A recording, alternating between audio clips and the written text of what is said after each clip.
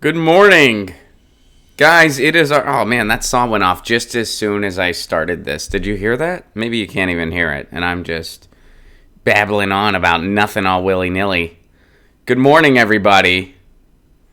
I hope everybody's having a lovely, lovely Thursday. This is our last stream of the week, and it's also one of our last streams of the year, which is crazy. I can't believe it. What's up, Karen? You're first. Congratulations. Good morning.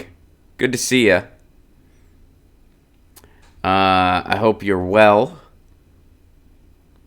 And I hope you had a lovely evening. I had a lovely evening. We had the staff holiday dinner over at the Jimmy Dore Show, where we all went out to eat at an amazing restaurant called Bestia. Oh, so good. What's up, Omar? How are you? Good morning. Good to see you. Happy Thursday. Last stream of the week. I'm here to get my news on with Ron. Well, Jimmy, you came to the right place. Good to see you, buddy. If this is your... I've seen you around before, Jimmy, but in case it's been a minute, the way we do it is once we get 30 people here on the YouTube stream, the show officially starts. What's up, Natural Progressive? See you in May. Because we're hitting Utah, which, by the way, tickets for Boise, Idaho, available now. Howdy, everyone. What's up, Chris? Listening to my favorite show. Aw, thanks, Chris. While playing a new game I got. Sweet. Hope you're enjoying the game. Back on time today. Yes, Brian. I was 2 minutes late. You're killing me. No, I'm just kidding. I was 2 minutes late, though. And I had no good reason. I was just writing this email, and I kind of was like, oh, shit, it's after 10. I had no reason. It was just like brain fart, man. What's up, Stacy? Good to see ya. What's up, Daniel? What's up, Zero Divisor? What's up, DLJ? What's up, Spider? If you want to know what's going on, what's up, Corey? Good afternoon. Good evening. What's up, lady? I got your article. We're going to talk about it. Apparently in Germany, they actually care about journalism. If you make shit up, they have a problem with that. What up, Voodoo? What up, Degrees in Defiance? Which needs to be a band name, by the way. Zero Divisor, I'm working, only have the day of Christmas off until the 30th. Oh, man. I bet you work in service or retail if I had to take a guess then. Zero Divisor. So stay strong. We are over 30. Joseph has informed me. My editor with the most, Joseph Cicada. Follow him on Twitter at Joseph Cicada. It always goes slower for me, so it's not saying that we're over 30 yet, but it always loads slower for me. So what's up?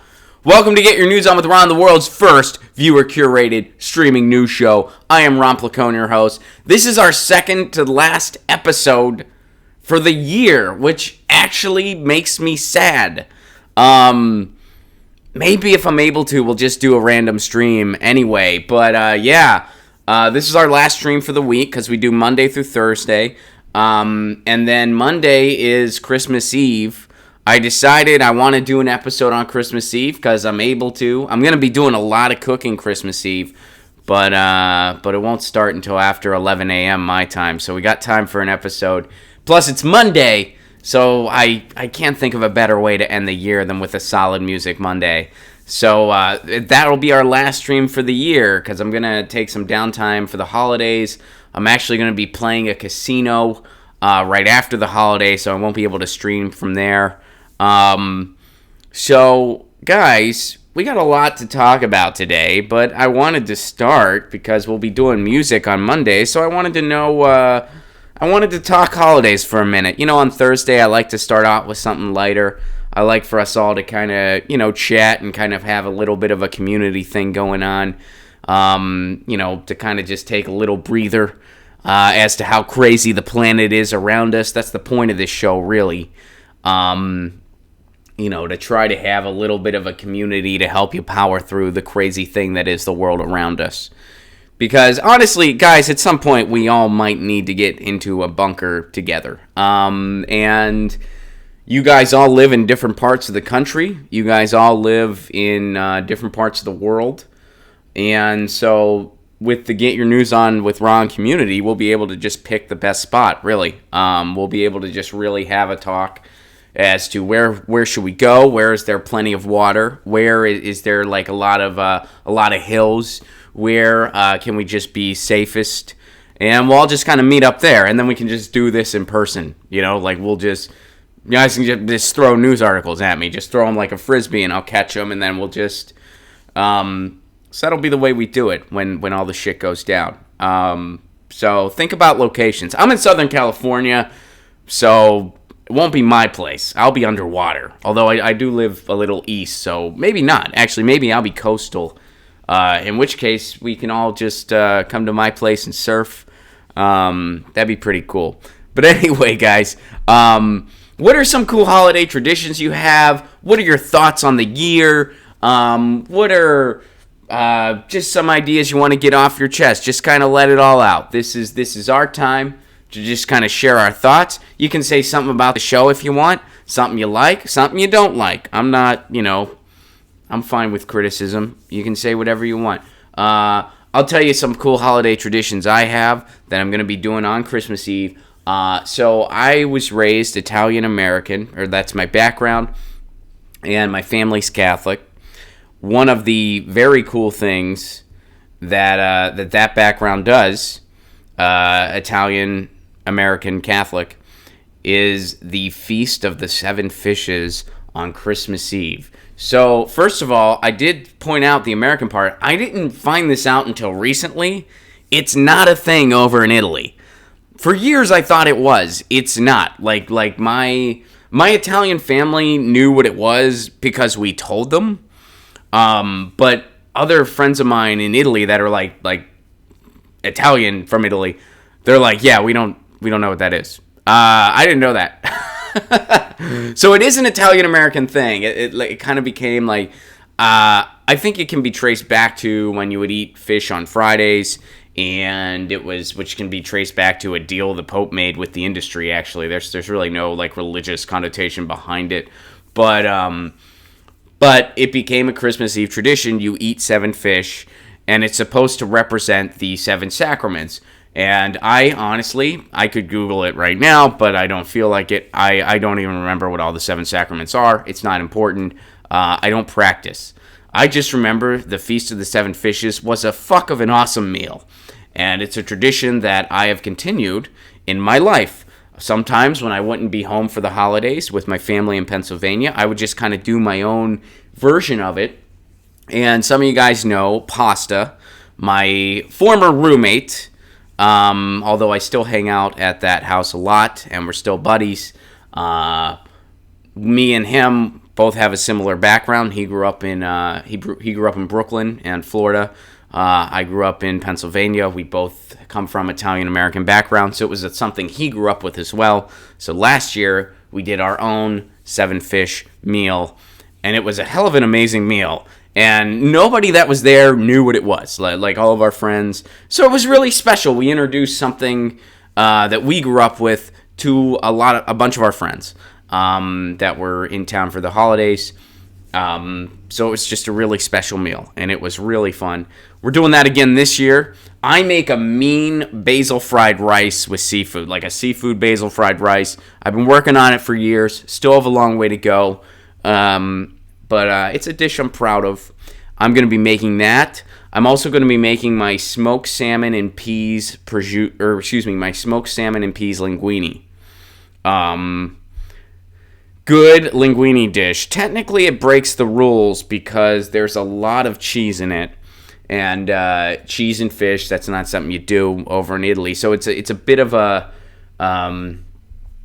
cross-cultural dish, I guess, although basil fried rice is too. That's actually a Thai dish.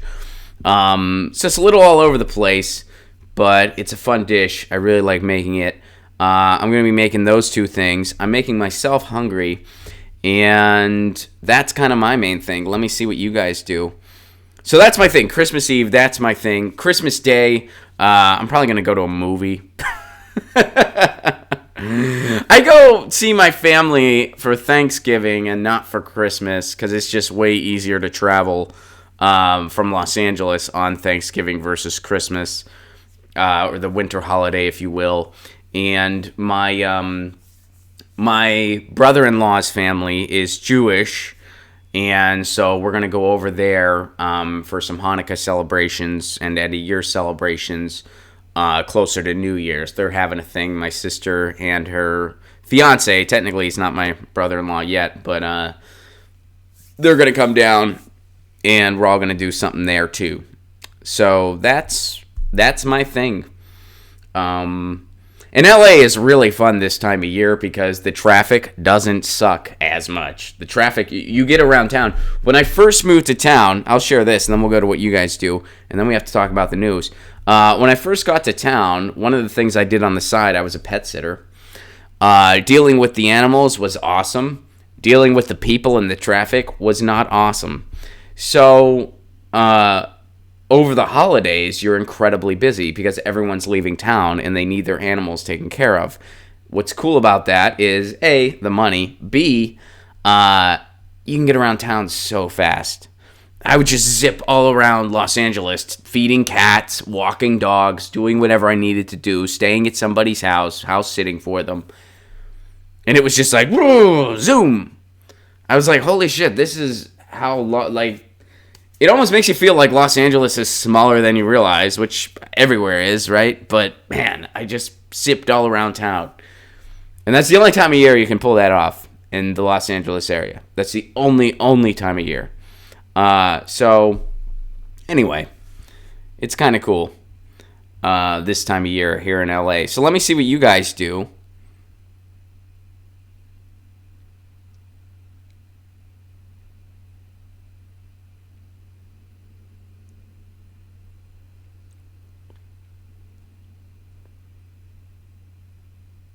Pat says, my mom used to leave books under our pillows on Christmas Eve, and we were supposed to read and stay in bed until she was ready. That's kind of cool, actually. Were the books like presents? Like, were they new books? That was like one of your gifts? You know what? My dad actually threw shade at me for buying books so much. And I've bought that dude some really good books over the years. Like I'll look at his bookshelf, and I'm like, man, he's got some good. And then I'm like, oh, I bought like half of these. I've just gotten him some really cool books, and he kind of threw shade at me for always buying books and being so predictable, which is fair. So I didn't get him a book this year. But yeah, I gave my mom her birthday present in November because her birthday is right around the Thanksgiving holiday. So I gave her a birthday present, and my dad was like, oh man, bet it's a book. And I was like, oh man, throwing shade at I bought some great books for you over the years. But, so I realized I had to mix it up a little bit. So I did. Nobody got a book this year from me. Mostly because of my fiance giving her ideas and helping. Excuse me. So yeah, what else do you guys do? Order of Chaos says, books are great. Chris says, I skip my dad's family gathering because they're incredibly boring and sheltered and don't like talking to me. My mom's family gathering is fun, but half of them leave to get drunk pretty quickly. Sounds like you got a nice mix. Elephants on Coke, which, by the way, thanks for the shout-out for the Vandals. We'll be talking holiday music on Monday. But the Vandals, Oi to the World, brilliant. One of my favorites as well. I bought my dad Censored 2019. He's a left liberal who hates imperialism, but he watches CNN and Mad Owl. Maybe I'll turn him eventually. Keep trying, Elephants on Coke. Mr. Gone, we open most presents on Christmas Eve. On the day, meet with family for dinner at either of my two aunts' houses. Good times. DC, we'll be watching screeners for Christmas. That's awesome.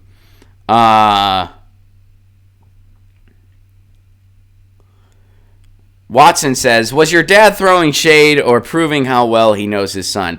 It was playful shade, Watson. It wasn't malicious shade. It was fun, playful shade. But shade nonetheless. Yeah. I wait until last minute and buy as many gift cards as possible. Omar, I did a lot of that too. But I had some creative things, mainly because of my fiance. She was like, we should do it. I'm like, that's a great idea. I never would have thought that on my own in a million years. And my sister was like, oh, do you want to go in on something for mom and dad? I'm like, I already got mom and dad stuff. And she's like, wow, you're so ahead of it. This was like a little bit ago. And I'm like, well, come on. You know, my fiance gets all the credit. And she's like, oh, I know. But still, it's like, fair enough. All right. Order of Chaos. This year we're doing board games. Me and my family back in the day, we would always play poker, which is kind of weird. We would always play cards for like nickel bets, which was fun.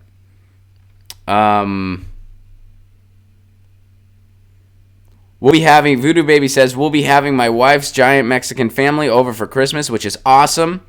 But say goodbye to privacy for 48 hours. Gonna have to smoke bowls in the car outside. Voodoo Baby, you know what you should do? It's a big-ass family. Via your words, you're saying it's a big family. I bet a lot of them are 420 friendly, and you don't even realize that. So what I want you to do this year, offer it in the middle of the freaking room. Just do it. Just say, I'm smoking pot. Who's in? It's Christmas. Or whatever you celebrate, you know, so do it. Just be like, I want you to do that, and then when we come back for the new year, I want you to tell me how it went. Just be like, hey, I got this. Just like it's normal. And I know you're probably thinking, oh, some of them are very religious. Yeah, hey, it's a plant. God put it on earth, right? It's a plant. God put it there. Why would he put it there if he didn't want you to use it?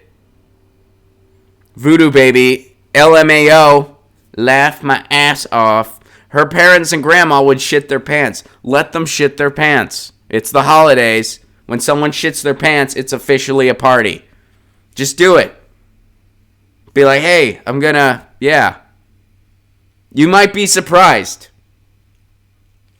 Those parents and grandparents have been around herb longer than you've been alive. And I know that because you describe them as parents and grandparents. Just do it. I've done it before. I actually have. I just was like, hey, we're going to make these brownies and they're going to have pot in them. And you'd be surprised. Pretty much everyone was down except for the people we didn't tell. One of my aunts really wanted one and we had to convince her that they went bad. She didn't know they were pot brownies. Or she did and didn't want the rest of us to know. Voodoo Baby, you're doing it. I love that.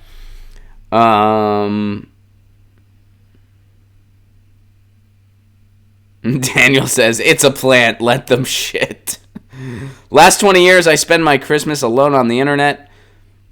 Pat, there's nothing wrong with that.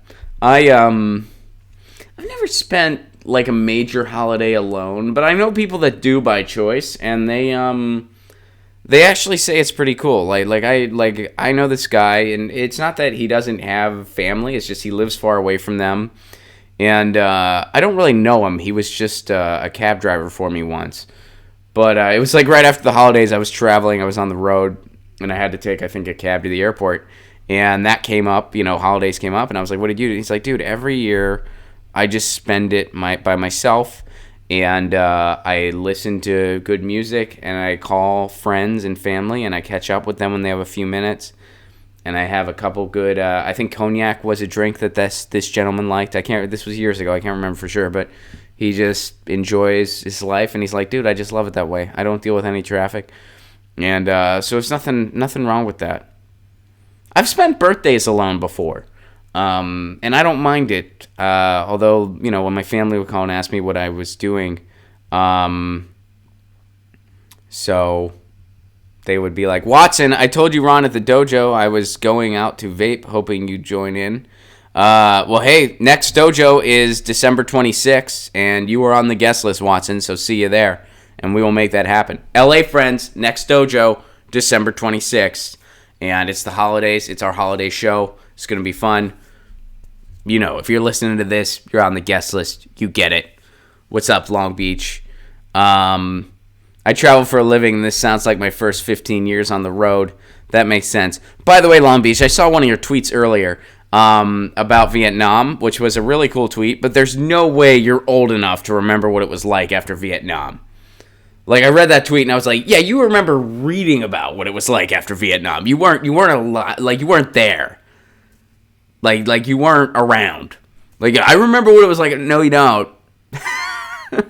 It's still a great point, but you don't remember what it was like firsthand. Like, you're not old enough. Anyway, guys, let's move on to some news. I hope you guys all have a wonderful holiday. We'll be back Monday. This isn't our last stream, so Monday we'll continue this conversation. But I wanted to know some of your guys' traditions, some of the things you do. Some of you mentioned you have tacos. Some of you mentioned you get drunk. Some of you guys mentioned you just kind of spend it alone, play guitar, do your thing, and maybe give some people a phone call. What else are you going to do?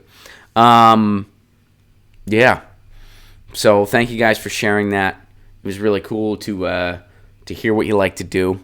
And we'll talk more about this on Monday. But for now, let's get into some news. So, guys, you probably already heard that we're going to be withdrawing from Syria. And what's been so frustrating for me is that this is a good thing. And it's a shame that our corporate media, though it's not surprising, has only talked about this through the lens of, do we want to shit on Trump? Do we not want to shit on Trump? Is this a good thing? Is this a bad thing? Through the lens of Trump. Is Trump doing this for Russia? Etc., etc. It's called two things. It's called Trump derangement syndrome and Trump denial syndrome. When you have Trump denial syndrome, you can't help but give Trump a tongue bath, no matter what. So no matter what happens in the world, you figure out a way to make it about Trump and give him a tongue bath in any situation. So you're giving him one in this case. What's ironic is it's mainly right-wingers doing that. Right-wingers typically don't see a war that they don't like, but in this case, they're being non-interventionist. Why? Because they can give Trump a tongue bath. Now, the other side of this is Trump derangement syndrome, where you hate Trump so much that you can't just talk about the idea of withdrawing troops, the idea of trying to get out of the Middle East, and trying to have more diplomacy around the world without talking it through the lens of Trump's terrible, so I should be against this because Trump. Both things are not productive, and both things are very, very common. And when you find yourself suffering from neither, I don't like Trump. I disagree with that guy on pretty much everything. But a broken clock is right twice a day. When he was talking about non-interventionism, I'm not against that. Obviously, I'm for that. I'm for withdrawing troops. I'm for getting out of the Middle East. I'm for peace. So, hey, I'll take it. I don't care who's the president. If we're withdrawing troops, if we're ending these conflicts, I'm for it. I don't give a shit who's in the White House. But it's really hard to find anything that's just examining the issue itself, examining what's going on itself, without being catnip for one side or another when it comes to the president. So anyway, here's what I found that I think is kind of laid it out. This is from Reuters. U.S. to end air war against Islamic State in Syria. The United States will end its air campaign against Islamic State in Syria when it pulls out troops, U.S. officials said, sealing an abrupt reversal of policy which has alarmed Western allies as well as Washington's Kurdish battle partners. Syrian Democratic Forces, which have been fighting Islamic State with U.S. support for 3 years, said President Donald Trump's withdrawal of troops would grant the militants breathing space to regroup and leave Syrians stuck between the claws of hostile parties. Trump's announcement on Wednesday upended a central pillar of American policy in the Middle East and stunned U.S. lawmakers and allies. Western allies, including France, Britain, and Germany, described Trump's assertion of victory as premature. I wouldn't describe it as, and I know that this article kind of like parrots the mainstream narrative when it comes to Syria, but I wouldn't describe it as, I would just describe it as, well, what did you win? You know, Bill Hicks said it best, a war is when two armies are fighting. So what did you win in this case?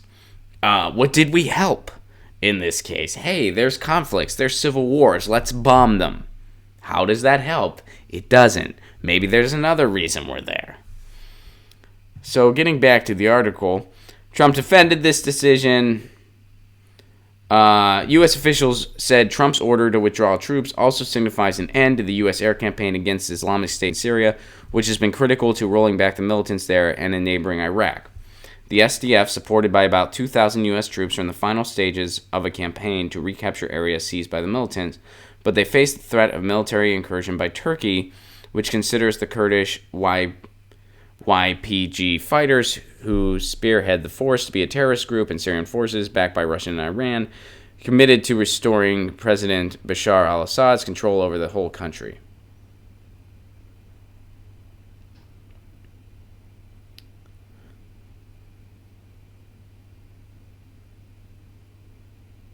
So that's what this article's saying.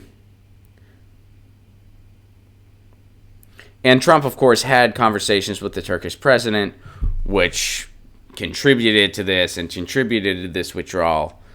People describe the situation there and the mess that it is, and that's all well and good. And what I have yet to see is how any of our interference has helped. And that's a question I've been asking since 2013.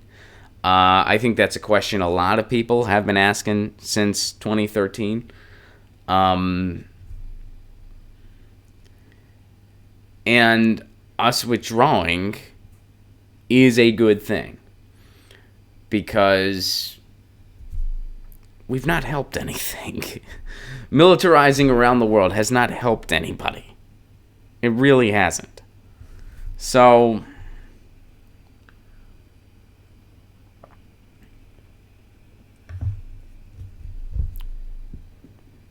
and it's weird that you can't really see many honest assessments of what's going on unless you talk to people who are actually on the ground.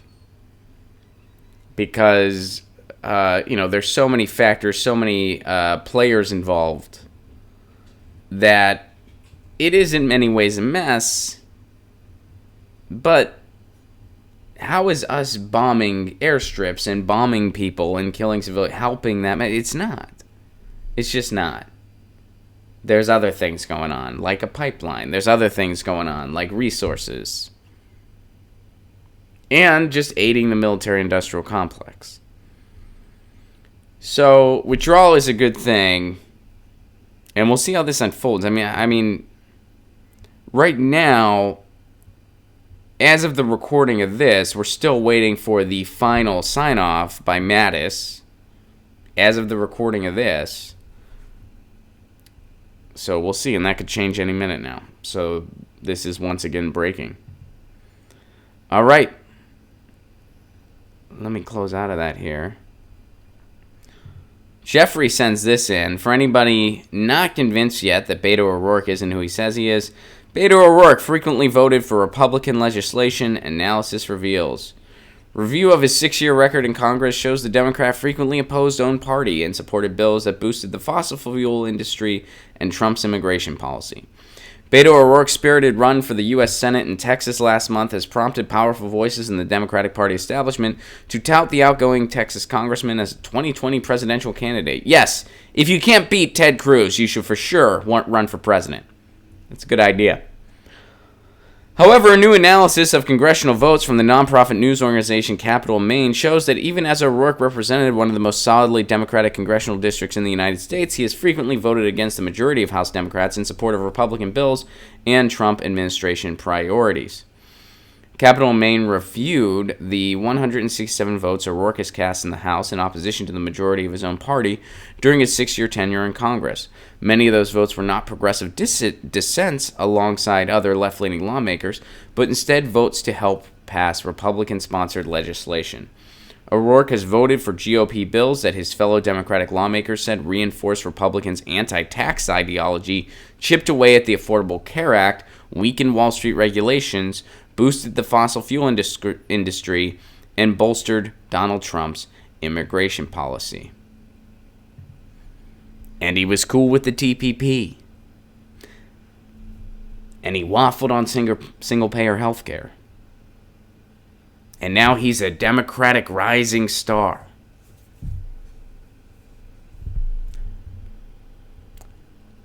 So this guy, I don't think he'd win in 2020. I'll say that too. And this is just from an objective standpoint. I do not think he would win. I do not think Joe Biden would win. I think we have to run an outsider against an outsider. 2016 was an outsider year. It was the year of the outsider because Donald Trump was painted as an outsider. Is he an outsider? No, it's a lie. It's a facade. Donald Trump's not an outsider. He's an insider. He was just on the other side of the insider coin. But people are so desperate that a lot of them bought the idea that he's an outsider. So you got to run an outsider against an outsider, or Trump's going to win again, because people are frustrated with our system. People are frustrated with our process. People don't have confidence. That's why congressional numbers are so low. That's why Congress always has a low approval rating.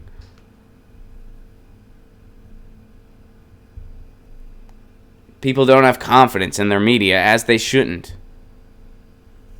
You got to run an outsider against an outsider. Beto O'Rourke is not an outsider. Joe Biden is not an outsider. And there's a new analysis saying that, yeah, this guy is not a progressive. And he never was. This is nothing we didn't already know.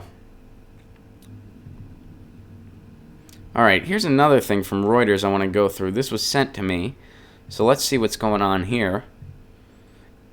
Exclusive. ExxonMobil secured U.S. hardship waiver from biofuel law, sources say.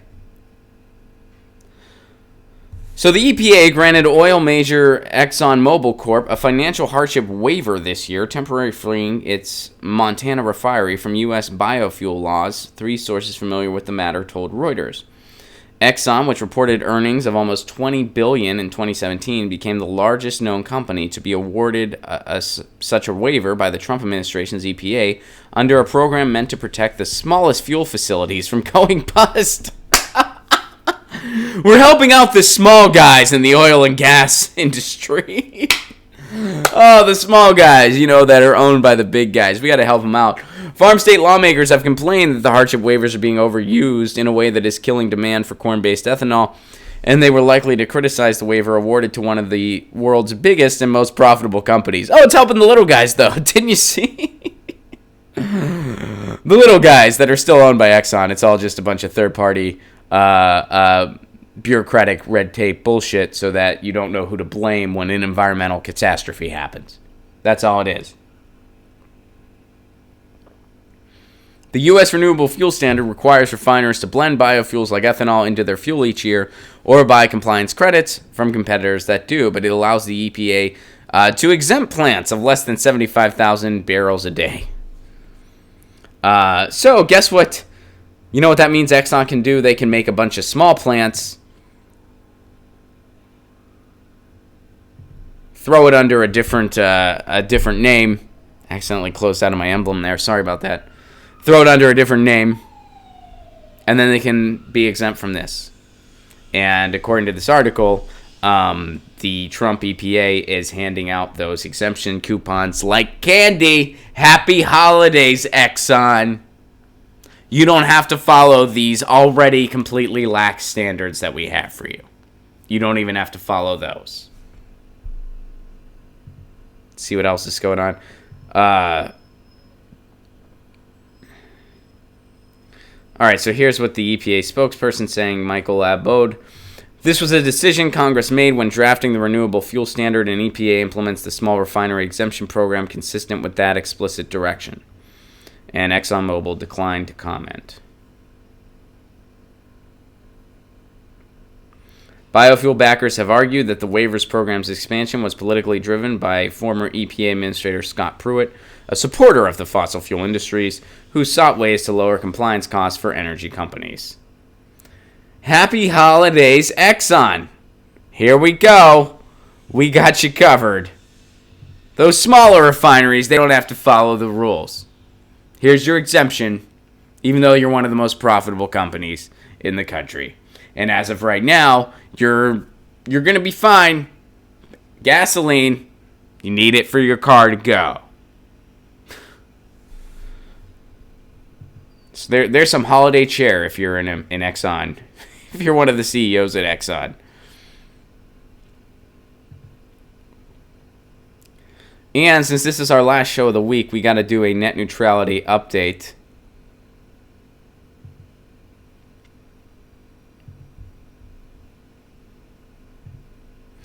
Pressure mounts on holdout Democrats with 1 day left to support net neutrality. The deadline is tomorrow, you guys. Friday, December 21st is the deadline. By the time you see this clip, it might already be Friday, December 21st. So take a look at this from Common Dreams. Pressure mounts on holdout Democrats with 1 day left to support net neutrality. Pressure is reaching a boiling point as internet users continue sounding the alarm ahead of the deadline for members of Congress to show they support real net neutrality protections by signing on to the discharge petition for the CRA resolution to reverse the FCC's repeal. Now, the CRA is the Congressional Review Act that overturns something the FCC did. In this case, they would be overturning the net neutrality repeal. Representative Brenda Jones, who won a special election to succeed John Conyers in Michigan, just became the latest House rep to sign on. Her name appears next to Representative Mary Gay Scanlon of PA, who has now officially signed on to discharge the petition after facing a flurry of angry phone calls and messages from constituents. So it looks like they are turning a few people here. They're getting a few people to sign on. Internet activist group Fight for the Future has been using the page Dems Against the... Oh, here's how the page works. Dems Against the .net to highlight the handful of remaining Democrats who are the only members of their party who have not signed on to the CRA. And online action surrounding the open letter at deadlinefornetneutrality.com have been amplified by celebrities like Tom Morello, Evangeline Lilly, and Base Nectar, along with companies like Tumblr, Etsy, Postmates, and Reddit. The group also deployed a mobile billboard in Washington, D.C. The fight for net neutrality is far from over, but time is running out for members of Congress to make a decision. Do they want to go down in history as the corrupt politicians who rubber stamp the repeal of net neutrality, or will they sign on to the CRA discharge petition and show they're willing to put their constituents' basic rights ahead of their corporate donors? So we need every Democrat, for the CRA to go through, we need every single Democrat, and they need some Republicans too. So it's not looking great. Overall, it's not looking great. They need all the Democrats. They don't even have them. And they need, I believe, 22 Republicans. That's going to be a long shot. Impossible? No. Long shot? Yes. So I encourage you to go to those websites, make your voice heard, make a phone call. Dems Against the .net, deadlinefornetneutrality.com. Go to those websites. Call the people that still have not signed on. Let's at least try to get unanimous support from the Democrats, which we should have without saying. The fact that it's even a challenge is a testament to how corrupt the Democratic Party is. So we'll see what happens here. And keep in mind, the CRA is not the only way to fight for net neutrality. We have some state bills. There's a state bill that passed here in California. We're still fighting it in the courts, but hopefully it goes through and it keeps net neutrality on the books. And in the meantime, this keeps the internet service providers from doing anything drastic in regards to the repeal of net neutrality.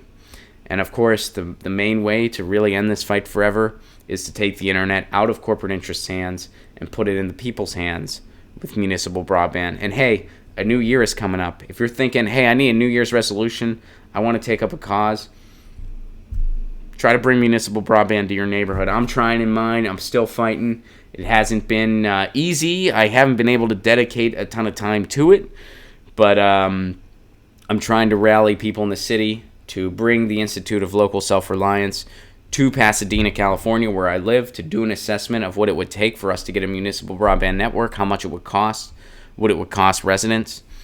And Charlemont, Massachusetts is doing it. Fort Collins, Colorado's doing it. Longmont, Colorado did it. Sandy, Oregon did it. Chattanooga, Tennessee has been doing it for years. It's a wise community investment. Everybody wins because consumers pay less for internet than people that have allowed Comcast and AT&T to take over, pay less than they do. You get better internet at a better price, and it's an investment for the community too. It brings business into the community. So everybody wins. I know win-wins aren't common, and usually when you say win-win, you're doing business doublespeak, you're doing corporate doublespeak, but that's not the case here. It truly is a win-win by putting the internet in the community's hands and out of the hands of corporate interests. It keeps the money local, it keeps the business local, And if you're a resident, you get great internet at a great price. And you don't have to worry about net neutrality, because net neutrality is going to be in your charter. And I have a playlist dedicated to this cause. You go to youtube.com/Ron Placone, and there is a municipal internet net neutrality playlist that I think is a pretty solid resource to learn more about these issues and how you can start getting involved in your community. I know a lot of you already have, and that's awesome. It's inspiring to me to see the progress you guys have made, because then it gives me the kick in the ass I need to keep fighting in Pasadena. So there's an update for you, but there is 1 day left for the CRA. We'll see what happens. I have a feeling it's not going to go through, but, you know, maybe there will be a holiday miracle. All right. So, guys, Germany cares about journalistic integrity. Isn't that interesting? Say it like it isn't. Der Spiegel fires fantasists over fictional reportage. This is from the Irish Times. And this is by Derek Scully in Berlin. One of my favorite cities in the world, by the way, Berlin. Freaking love Berlin. So much fun there. For 71 years, Germany's Der Spiegel magazine has prided itself on delivering high-quality journalism based on a simple premise: say it like it is. But now, one of the prestigious Hamburg Weekly has admitted publishing 55 articles by one of its journalists whose maxim was, say it like it isn't. Like the story of a Syrian teenager whose Damascus graffiti helped spark the brutal civil war, winner this month of Germany's Reportage of the Year award, or the Guantanamo prisoner who didn't want to leave the U.S. camp in Cuba, or the small town in Minnesota with the Mexicans Keep Out sign. Then there was the recent 5-page, 8,000-word article about Gail Gladys, a Bible-carrying American woman who takes the Greyhound bus to witness the execution of strangers. Ugh, that's weird, but guess what? All these stories weren't true. Confronted by evidence of reception, Royalists made a confession by degrees, but even that was problematic. He insisted he had interviewed the parents of Colin Kaepernick, the NFL player, who staged protests by kneeling during the U.S. national anthem, until their lawyer told the magazine this story has no basis. So this person would make up stories. Oh, and here's the best part. He managed to outsmart. Stumbled on that one. He managed to outsmart his own fact-checking department. So they finally caught on after 55 fake articles. Wow.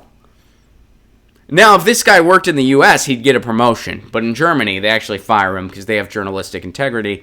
And again, I know I talk about the flaws of the corporate media in the U.S., and I'm quick to point out I know other places in the world has their problems. Germany has their problems. This person made 55 stories up. The BBC is flawed. Gordon Dimmick, a guy over in the UK who I like a lot, he reports on the BBC a lot. He reports on their flaws. And yes, they have them. Yes, the BBC is flawed. The CBC is flawed. Other state-run media outlets are flawed. Very much so. But compared to handing over your media to special corporate interests like we have in this country, in the United States, it is in comparison, again, they are a paper cut. We are a cancerous tumor. That is the degree of difference. So yes, they have their flaws, but compared to us, wow, they don't hold a candle. And in Germany, if you make shit up, you get fired when you're for a news and information outlet. In the U.S., you get a promotion. It's typically how it goes here. But interesting story, and this has been trending on Twitter. I will say it sounds like this person did make up some interesting shit. Maybe they should have just been a fiction writer. Like a realistic, like it's like a contemporary fiction. Like you make up shit about pertaining to what's going on in the world, but it is in fact fiction. I don't think such a genre exists, but it should. Like just a section of the newspaper where it's like, here's a fictional story based on what's going on in the world, but it is in fact fiction. Although sometimes truth is stranger than fiction, which has been said by many people. In particular, Bad Religion. Beautiful Bad Religion, too. Sometimes truth is stranger than fiction. Beautiful song with beautiful lyrics, as most of their stuff is. And let's move on to a couple pieces of good news before we go to the chat to end the stream today. Boom! West Hollywood approves cannabis cafes and consumption lounges to open in 2019. A little bit of cannabis news that will be demonetized later. These forthcoming businesses will change the face of cannabis consumption in Southern California. Spoiler, we already got a lot of it. In a surprise announcement yesterday, West Hollywood released the names of businesses sure to up the city's cannabis game beginning in 2019. The city spent 7 months screening 300 applicants for highly coveted cannabis licenses, which includes cannabis restaurants, cafes, and consumption lounges. Well worth repeating, West Hollywood will have actual eateries, lounges, and cafes that allow smoking, vaping, and or munching on edibles and weed-infused food. WeHo officials began screening applicants in April, where entities spent thousands of dollars to submit detailed proposals to an independent 5-member committee. There are 5 license categories, so 8 edibles-only consumption area cafes, 8 consumption lounges where cannabis smoking, vaping, and edibles can be consumed on site, 8 medicinal dispensary services, 8 new adult use retail businesses, and 8 cannabis delivery services. 8 is the magic number. There you go. You know, my only critique here, why WeHo? And I say this for purely selfish reasons. WeHo is hard to get to from where I live. But Pasadena, I mean, you know, I love my neighborhood. Don't get me wrong, I love Pasadena, but it's not necessarily. It's usually not like leading the front in terms of what's hip. You know what I mean? Like Pasadena, you know, they have some cool stuff. They've always had cool stuff, and they get more cool stuff. But they're kind of just, you know, in their own little zone a little bit. It's not like it's like you never hear about like Pasadena being the hip new spot. But that could change. You never know. Anyway. So good news for cannabis users, WeHo. You're going to have a bunch of new places to go. And I like WeHo, don't get me wrong. It's just a pain in the ass to get to from where I live. Because it's like where you kind of have to go over like a few of the more windy, hilly parts of the city. You kind of have to go over that to get to WeHo from where I live. So it's a big pain in the butt to get to WeHo from Pasadena. It's easier to just get to Hollywood. Honestly, in many ways, it's easier to just get to the west side because it's a straighter shot. Now, if you hit it the wrong time with traffic, it's terrible, and they're both equally horrible. But and the last time I went to WeHo, it was a bit of a bummer because I was going to see my buddy's band, and they're kind of popular. They're on the rise, so the show sold out by the time we went to get tickets at the door. I was going to try to message him, see if he could help me out, but, dude, he was, like, sound checking at the time. They were about to go on, so I drove all the way out to WeHo to not go to the show I wanted to go to. But me and my fiance got some frozen yogurt. It was fun. Anyway, cool news for cannabis users. WeHo, there you go. A little bit of fun news. And here's another bit of fun news. You guys know me. I like dissidence. I like sticking it to the man. I like subversive action, especially in the context of a day job. And here's somebody that didn't disappoint over at Walmart.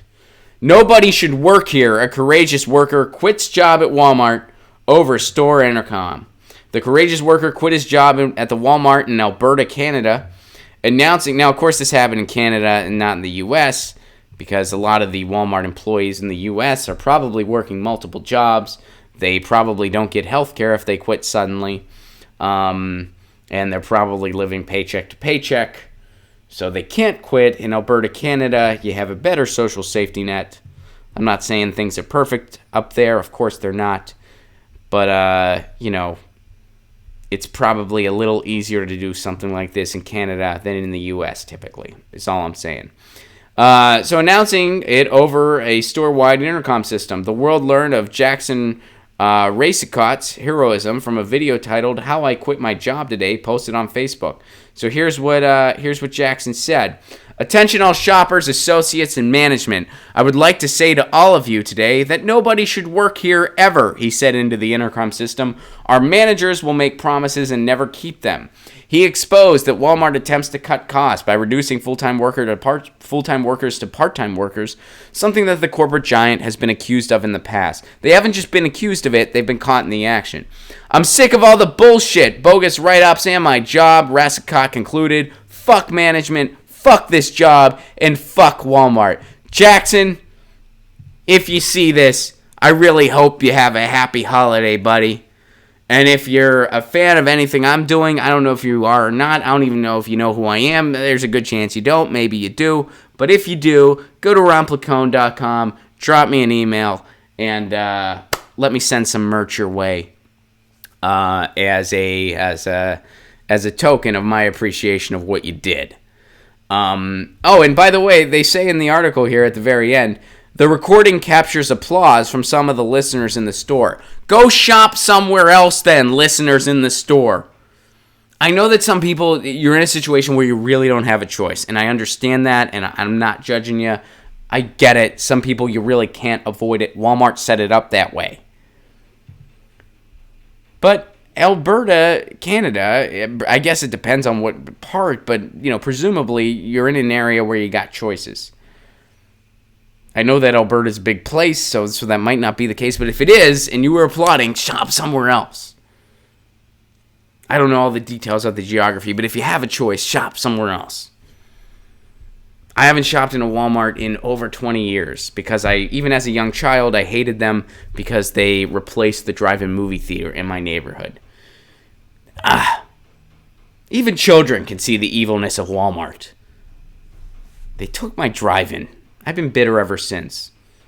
The fact that they are predatory capitalists to the utmost degree, that screw people over in terms of wages, that screw over a neighborhood because they treat the environment like their playground. They dump their garbage in a haphazard way. They don't give their employees living wages, so they usually need to rely on support from the city. But this guy put it best. Fuck my job, fuck management, fuck this job, and fuck Walmart. Jackson, happy holidays, buddy. Happy frickin' holidays, and good for you. And again, if you're seeing this, drop me an email, ronplacone.com, and I'll send you some swag. It's the least I can do. I know it's not much. You might be like, I actually don't like your comedy. I'm like, shit, I'm sorry, buddy. But if you do, let me know. Let's see what you guys are saying to end the show today, huh? Jackson Rock, says Karen. Hell yeah. Mike S. points out, Hillary Rodham Clinton, board of directors at Walmart. Very true. Oh, wow. Haley says, Walmart replaced my town's local theater that had been there forever. Haley, I have the same story. So either we're both from the same place or they did the same thing to you, and I'm curious to know which is which. Haley, if you don't mind, let me ask you where you're from. So let me know where you're from. Lady, that's a good reason to boycott. Drive-ins were the coolest thing about being a kid. Drive-ins are really cool, and that is a reason to boycott. Walmart, however, is nice enough to give you a million other reasons to boycott. Tim says, mic drop. Corey says, now that's punk rock. Jackson, you're getting a lot of praise on this show, buddy. Daniel says, I only smoke pot and maybe mushrooms once a year. One of those things is way more extreme than the other, Daniel. I love how you group those together. I only smoke pot and maybe mushrooms once a year. That's like being like, I only eat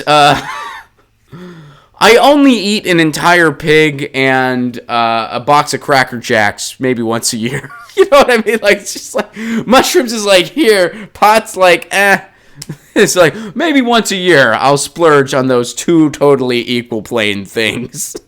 That's funny. I like that. I feel like there's a joke in there somewhere. Elephants on Coke, which needs to be a band name, by the way. Ron, since you're ending the show, quick question. My uninformed, apolitical cousin is starting to pay attention to news. What advice would you give him? Read some Chomsky. Ask some critical questions. Diversify your sources. Know the conflict of the corporate media, that they are a profit-based incentive that will not say anything that disrupts their donors or their owners. And that is Conflict of Interest 101. And just see what you connect with. There you go. What's up with closing out with Revolution song? Watson asks. I don't have my guitar handy, But patrons, you can check out the Revolution song whenever you want because it is on my album. And if you haven't checked out Agnostic Holiday yet, please do because Revolution song is on it. But unfortunately, I don't have my guitar handy. It's in the other room, and it's not tuned at all. And me tuning would just be awkward and frumpy. But thank you, Watson.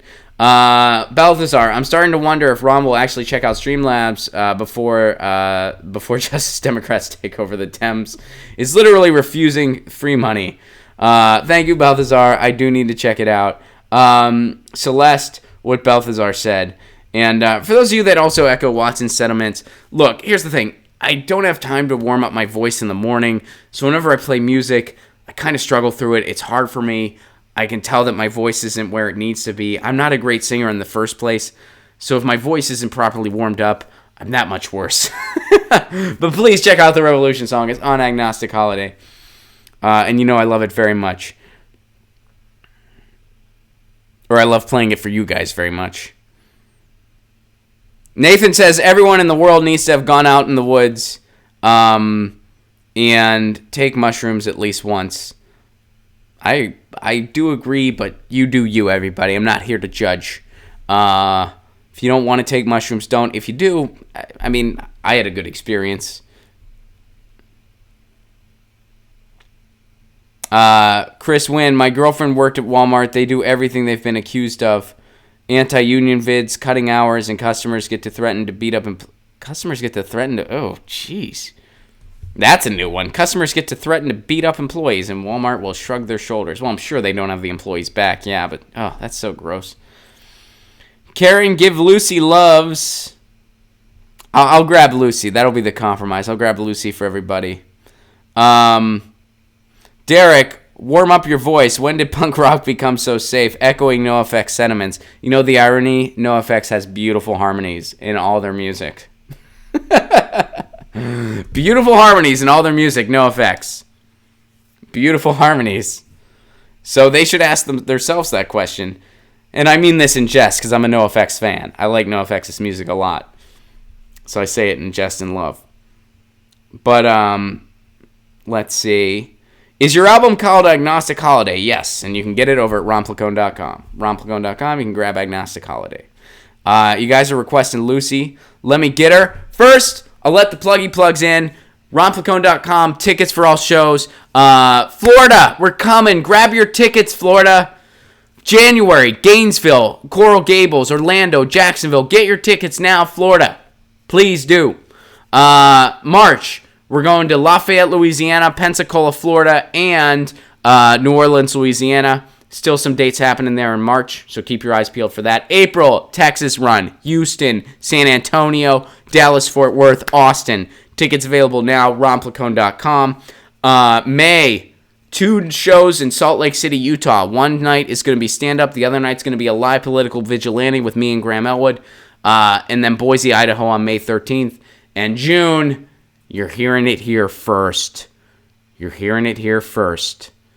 June 12th, Washington, D.C., Reliable Tavern. We're coming to the East Coast in June, and June 12th, we're going to be in the nation's capital, Washington, D.C. Tickets for that will be available in the next day or so, and you heard it here first.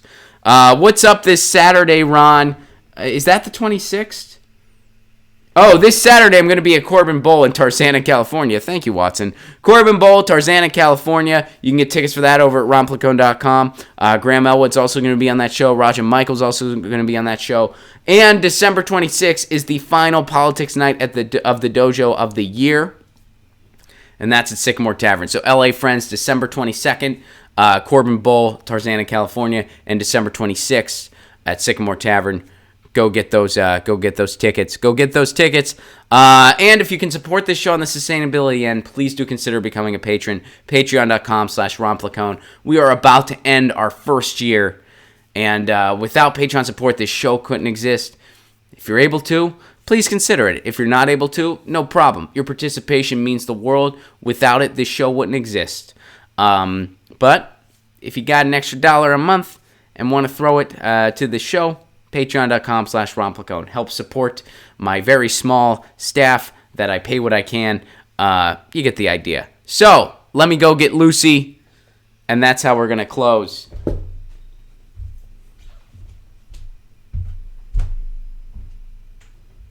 Hey, you're sleeping, huh? Not anymore.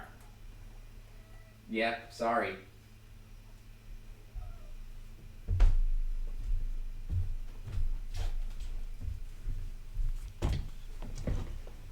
You guys just woke me up from a nap. Actually, he woke me up from a nap. It's his fault. Meow, meow, meow, meow.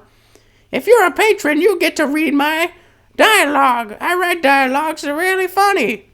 I wrote one about Christmas trees. Check it out. She's really quite happy. See, now she's staying on my lap and purring. She looks cranky. She looks pissed. Meow. She likes the spotlight. Don't let her fool you. Those of you who saw my last appearance on Crosstalk know she digs the spotlight. She digs the spotlight. She did just wake up from a nap, though. But after the show, she gets brushed, and then she gets her treat for the day. So in a few minutes, she's going to be pretty stoked. Guys, thank you for an amazing week. Thank you for an amazing year. This is our first year as a show. We're not even a full year old yet.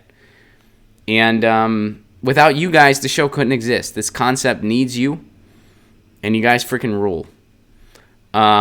Do cats like brushing? They like brushing, but what they like better is the treat.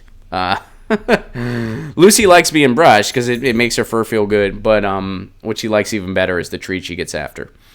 And Pat, yes, Lucy was on Crossfire. It was my last appearance. She jumps on the desk, and everyone got a kick out of her. Guys, thank you very much for being part of this.